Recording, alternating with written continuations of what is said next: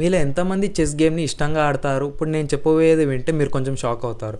ఎందుకంటే చెస్ గేమ్ని one of the dangerous గేమ్గా కన్సిడర్ చేస్తారు. ఈ గేమ్ నిజంగా అంత డేంజరస్ అంటే ఎందుకంటే ఈ గేమ్ ఆడుతున్నప్పుడు ఎంతోమంది చనిపోయారు. అండ్ మనం 1 అవర్ వాకింగ్ చేస్తే మనకి 200 క్యాలరీస్ బర్న్ అవుతాయి. అదే చెస్ గేమ్ మనం ఆడితే అదే సేమ్ 200 క్యాలరీస్ బర్న్ అవుతాయి. ఎందుకంటే ఈ గేమ్ మన బ్రెయిన్ని చాలా ఫోకస్గా చేస్తుంది. అండ్ డాక్టర్స్ కూడా ఈ గేమ్ని ఇన్సోమేనియా పేషెంట్స్కి సజెస్ట్ చేస్తారు.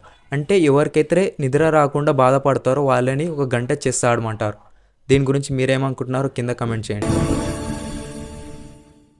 స్ట్రేంజర్ థింగ్స్ అనే నెట్ఫ్లిక్స్లో పాపులర్ అయిన వెబ్ సిరీస్ ఒక కాన్స్పిరసీ థియరీని బేస్ చేసుకొని తీశారని మీలో ఎంతమందికి తెలుసు? 1992లో ప్రిస్టోన్ నికోల్స్ అనే వ్యక్తి మాంటాక్ ప్రాజెక్ట్ అనే బుక్ని పబ్లిష్ చేశాడు. అందులో అతను చెప్పింది ఏంటంటే యుఎస్ గవర్నమెంట్ 1980s నుంచి మాంటాక్ అనే పేరుతో సీక్రెట్గా ఎక్స్పెరిమెంట్స్ కండక్ట్ చేస్తుందని చెప్తున్నాడు. అందులో వేరే డైమెన్షన్స్కి పోర్టల్స్ తెరవడం, time control, psychic power, mind control వంటి ఎక్స్పెరిమెంట్స్ జరిగేవని, అందులో అతన్ని కూడా ఎక్స్పెరిమెంట్ చేసేవారని చెప్పుకున్నారు.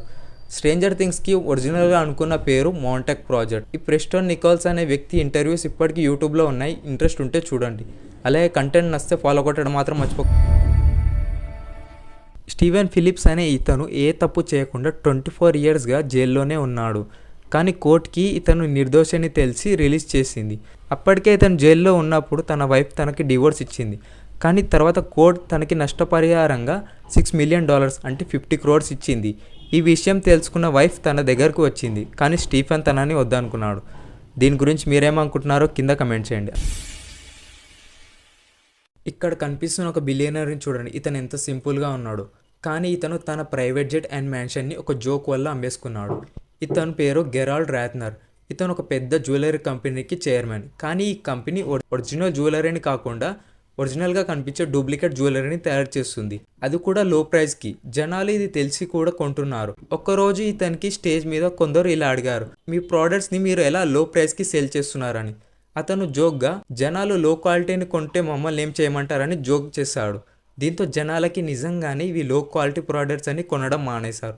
అందుకే మనం మాట్లాడే మాటలు ఆచితూచి మాట్లాడాలని అని అంటుంటారు. స్పేస్ నుంచి ఎర్త్ మీదకి వచ్చిన ఆస్ట్రోనాట్స్ లైఫ్ కొన్ని రోజులు డిఫికల్ట్గా ఉంటుంది. ఎందుకంటే వాళ్ళు గ్రావిటీ లేని ప్లేస్ నుంచి గ్రావిటీ ఉన్న ప్లేస్కి వచ్చేసరికి వాళ్ళకి నడవడానికి రాదు. వాళ్ళకి ఎలా నడవాలో నేర్పిస్తారు. ఎందుకంటే వాళ్ళ బాడీ వెయిట్ మీద వాళ్ళు ఎన్నో కిలోస్ వెయిట్ ఉన్నట్టు వాళ్ళు ఫీల్ అవుతారు. అండ్ స్పేస్ నుంచి వచ్చిన ఆస్ట్రోనాట్స్ ఎవరికి షేక్ హ్యాండ్ కూడా ఇవ్వకూడదు. కంపల్సరీగా వాళ్ళను 3 weeks క్వారంటైన్లో ఉంచిన తర్వాతే వాళ్ళని రిలీజ్ చేస్తారు. దీని గురించి మీరేమనుకుంటున్నారో కింద కమెంట్ చేయండి.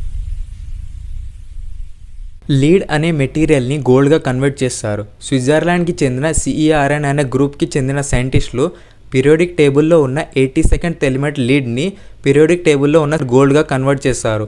ఈ ప్రాసెస్ని వీరు లీడ్లో ఉన్న ఆటమ్స్ని లైట్ స్పీడ్తో ఢీకొనేలా చేస్తారు.